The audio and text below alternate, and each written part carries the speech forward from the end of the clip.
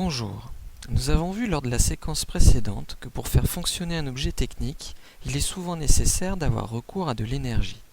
Dans ce cas, cette dernière circule et subit des transformations grâce à des éléments qui permettent de réaliser les 5 fonctions techniques suivantes. La fonction alimenter, qui permet d'alimenter le système en énergie, comme par exemple une prise électrique. La fonction stocker, qui permet de stocker l'énergie pour l'utiliser plus tard, comme par exemple une batterie de voiture.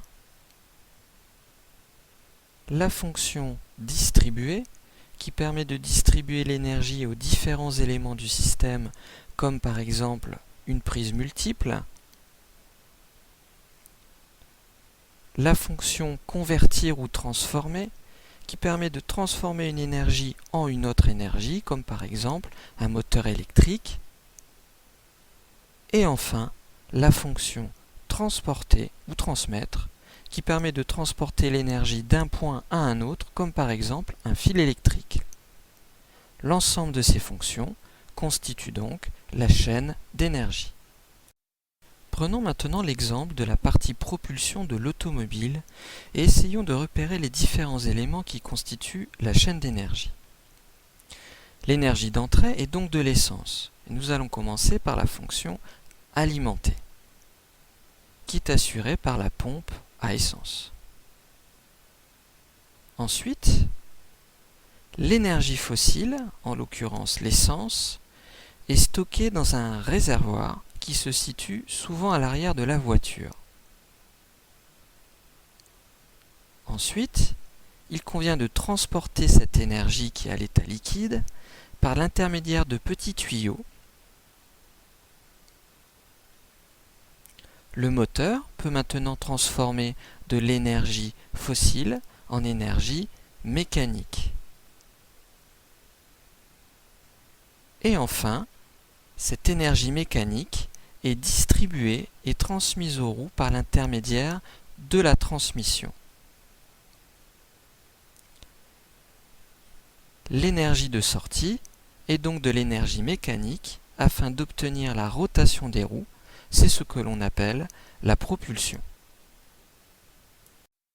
Nous voyons maintenant plusieurs exemples d'éléments qui peuvent entrer dans une chaîne d'énergie, c'est-à-dire au niveau de la fonction alimenter, par exemple dans la première colonne une borne électrique, de la fonction stocker, par exemple une cuve contenant du gaz que l'on peut voir dans la deuxième colonne, ou des piles, de la fonction distribuer, par exemple une multiprise, de la fonction convertir, par exemple le moteur thermique ou électrique, et enfin de la fonction transmettre, comme par exemple des tuyaux ou des câbles. Nous allons maintenant aborder l'impact environnemental. En effet, quelle que soit l'énergie utilisée pour faire fonctionner un objet technique, il y a toujours un impact sur l'environnement.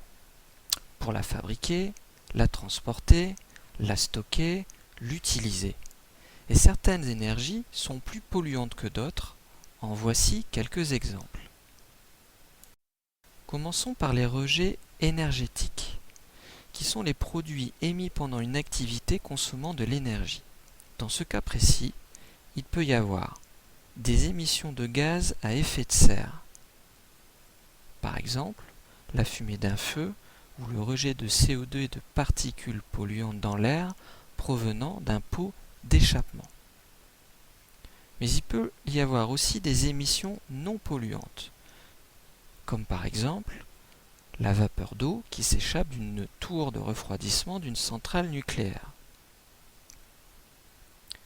Ensuite, il y a également les déchets énergétiques qui sont les résidus parfois sales ou dangereux émis après une activité consommant de l'énergie. Par exemple, les cendres d'un feu ou les déchets radioactifs provenant d'une centrale nucléaire. Il y a également d'autres nuisances moins impactantes pour l'environnement, comme par exemple la pollution visuelle ou le désagrément esthétique, comme des lignes haute tension ou des éoliennes. mais aussi des pollutions sonores, comme par exemple le bruit de la circulation routière. N'oubliez pas que le professeur pourra répondre à vos éventuelles questions lors du prochain cours. Au revoir.